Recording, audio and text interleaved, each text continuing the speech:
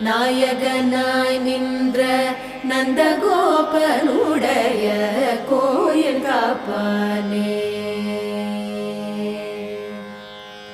நாயகனாய் நின்ற நந்தகோபனுடைய கோயில் காப்பானே. கொடி தோன்றும் தோரண வாயில் காப்பானே. கொடி தோன்றும் தோரண வாயில் காப்பானே.